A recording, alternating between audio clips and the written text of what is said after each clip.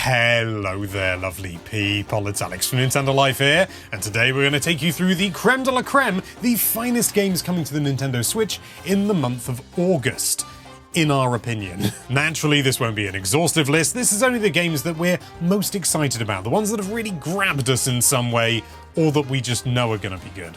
But anyway, that's more than enough waffling. Let's dive right into things.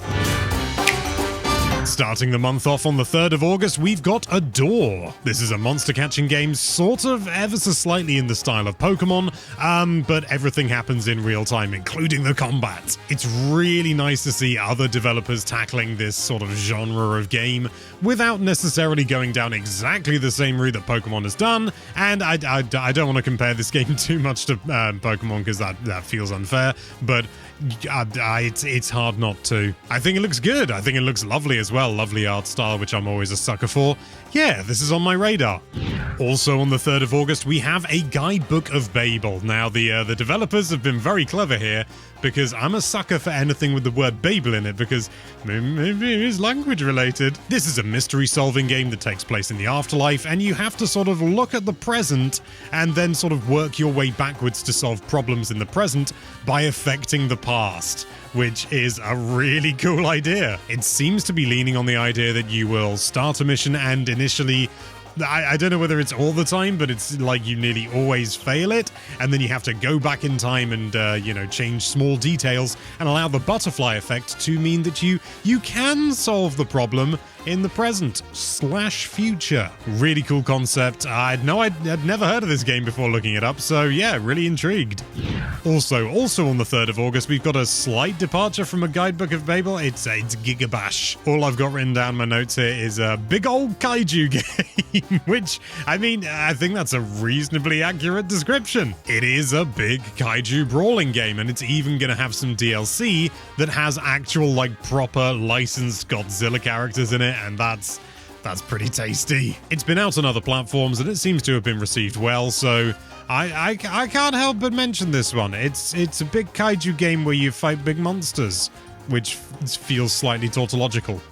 Then on the 10th of August, we have The Rewinder. Now, it's not been easy to get a lot of information about this game, but the little that I've found has been enough for me. This is a game where you infiltrate the memories of others, and you can then influence the people and their actions, potentially in their memories, in order to change history. It's another game about changing history. It feels like a very dark and quite a bleak game, potentially, which only sort of intrigues me further, to be honest. It's got a lovely aesthetic. I know pixel art has been done to death, but, when it's done right, it does look flipping great, and I think this is a great example of that.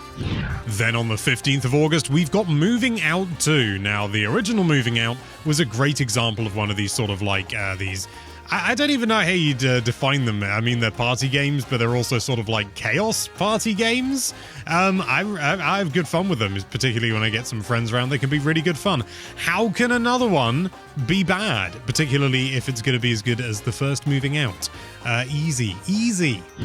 Then on the 17th of August, we have Die After Sunset. Now, I'm intrigued by this game, but it's kind of a soft curiosity. I would do some research rather than taking my word for it and diving into this one. This is a roguelite third-person shooter, and aliens have come down. Oh no, it's typical. And they're changing the past. Three games. I like the concept of this game, I like the simplicity of the gameplay, and it looks reasonably polished, but at the same time, a lot of it will come down to the sort of the blow-by-blow gameplay, and if it can't hold the chops for that, then it's gonna be a bit disappointing. But if it does, I think I could really enjoy this game. Also on the 17th of August, a game that I initially just sort of almost sort of waved away when I saw it in a direct, Vampire Survivors. And then I looked into it a little bit, and apparently it's really good. It's a top-down survival game, another roguelite, and it just looks, well, I must admit, when I first saw it, I didn't think anything of it, but after looking into it, it is apparently really, really good, and who am I to argue with the internet? What's more, it's going to be really cheap, which is always a nice little bonus. You've got co-op out the box as well. Yeah, I mean, if it is as good as people say it is, this is an easy recommendation. Then on the 18th of August, we have Bomb Rush Cyberpunk. Now, This is another game similar to Die After Sunset in the sense that but even more so, I really hope this lives up to expectation, because expectations for this game are so flipping high. If you were around in the mid-2000s and you experienced things like Jet Set Radio and even to a degree things like Tony Hawk's Pro Skater and all that sort of thing, I mean, look at it. This game has so much potential. It looks really fantastic as well. Again, I'm a sucker for a great art style, and it just seems to be oozing that sort of edgy, sort of skater energy back from that time, which, even though I wasn't part of it, I was a big fan of, sort of waving on from the side with a tiny flag. A tiny flag in my brain. Fingers crossed it turns out to be a good one, because there's a lot of hype to this and a lot of expectations to meet.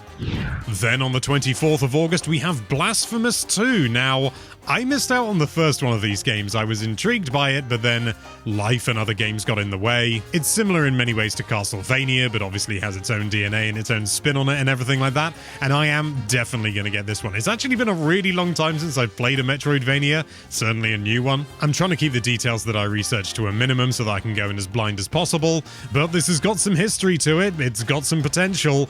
I'm really looking forward to it. I'm 100% going to get it. No chance I'm not.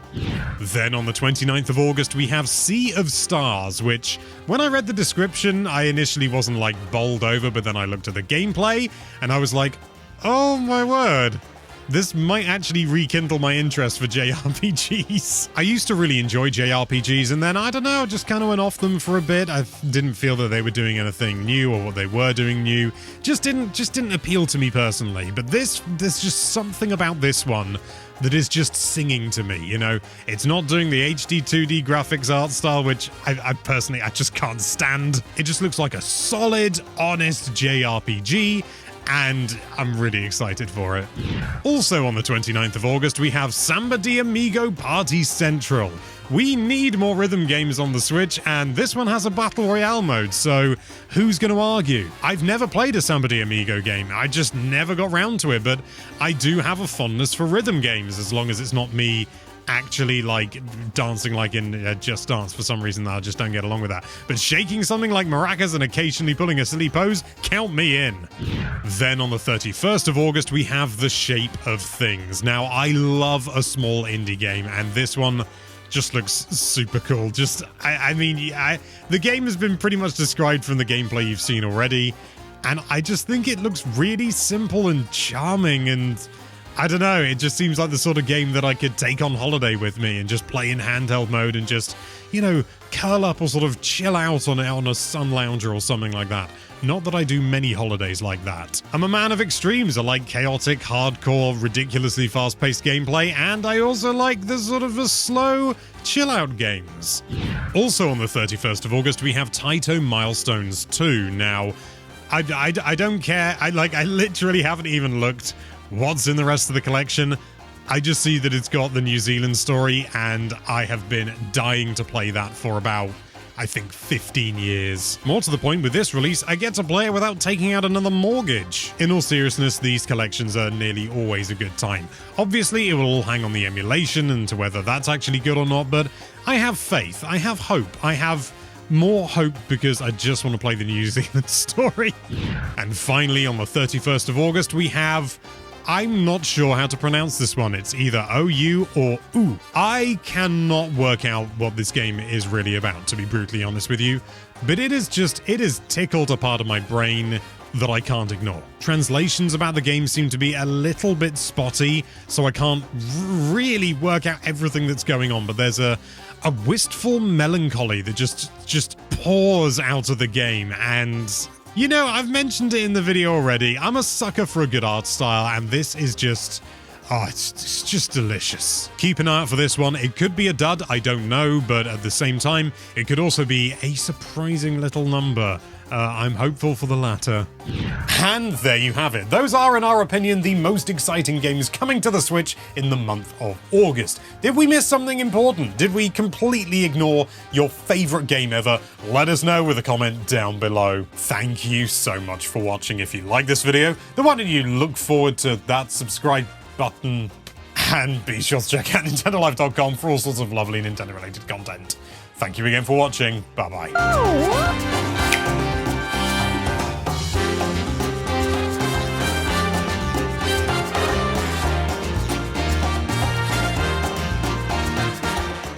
But anyway, that's more than enough waffling. Let's dive right into things.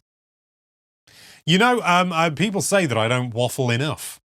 But I've started using the catchphrase. I can't stop now, can I? Also on the 3rd of August, we have a guidebook of Babel, and they've been very clever here because, Jesus Christ,